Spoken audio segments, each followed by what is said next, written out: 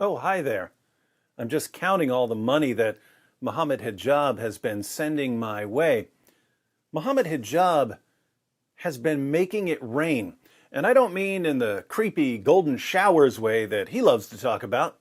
He's making it rain these Andrew Jacksons. Wow, Andrew Jackson was a white slave owner, just like the Prophet Muhammad. You'll recall that Mohammed Hijab, the tactical genius who keeps accidentally supporting our work, has been trying to get us banned from Patreon. These guys are Islamophobes, and obviously they desecrated the Quran last week. Well, the call to action here is very straightforward. We're going to go to Patreon, okay? We're going to go to Patreon, we're going to make an account, and then when we make an account, we're going to mass report, both of their channels. But like everything Hijab does, it backfired. He ended up getting me and the apostate prophet way more patrons. It would have taken me another 2 years to get the number of new supporters I got in the past 2 days. So thank you, Mohammed Hijab. The check for your cut is in the mail. I hope it doesn't get intercepted by the British counterterrorism agents people say are watching you. Unfortunately, Hijab's video calling on his fans to mob flag our pages on Patreon has been removed for violating YouTube's policy on harassment and bullying. Harassment and bullying. That does sound like Hijab, and like his ideology in general.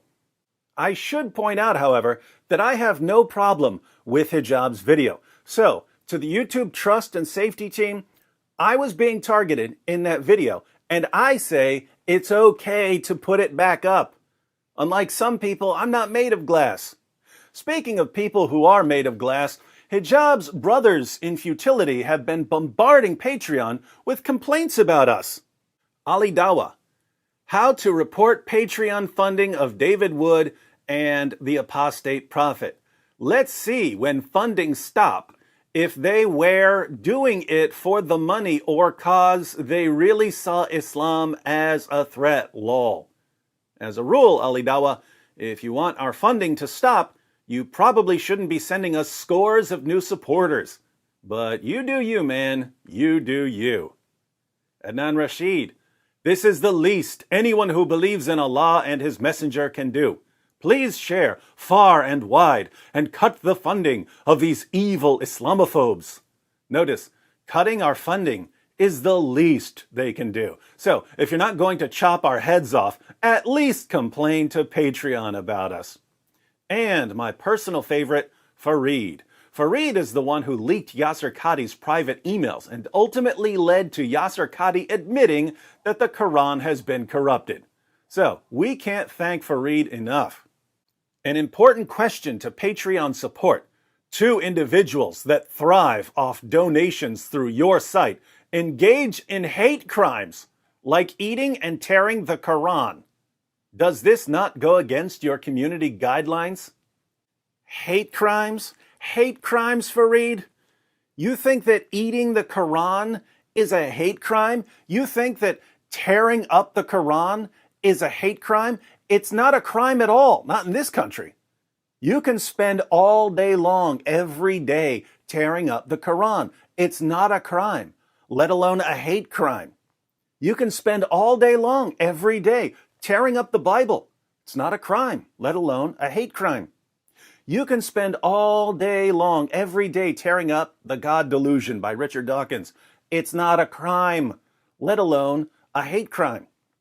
But if you, Farid, believe that it's a hate crime, you've got a problem because you just accused your own prophet of committing countless hate crimes.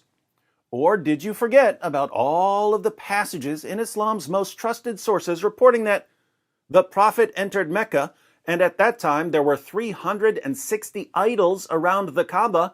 He started stabbing the idols with a stick he had in his hand. He started stabbing the idols with a stick? That's a hate crime, right, Farid? Oh, let me guess. It's perfectly acceptable for Muslims to desecrate the idols of other religions, but immoral and illegal for non-Muslims to desecrate the Quran. Yet there's a word for that kind of system, Farid. The word is Sharia, and we ain't under it. I am not, have never been, and never will be You're dhimmi. So either saw my head off or get used to me not submitting to the commands of an illiterate 7th century caravan robber.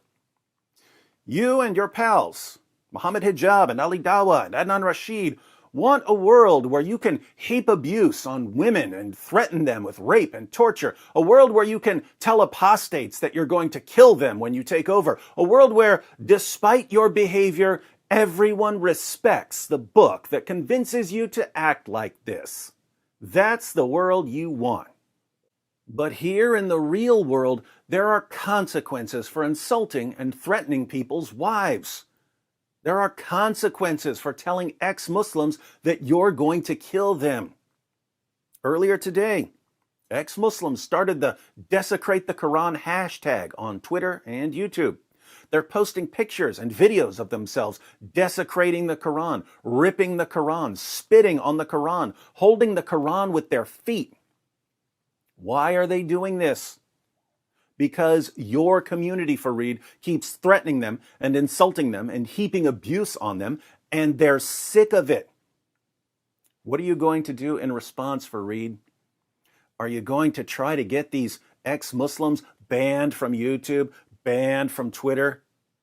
Does there ever come a point when you focus on your own bad behavior and on the bad behavior of people in your community, people like Muhammad Hijab and Ali Dawah, and not on the behavior of people who react to your bad behavior?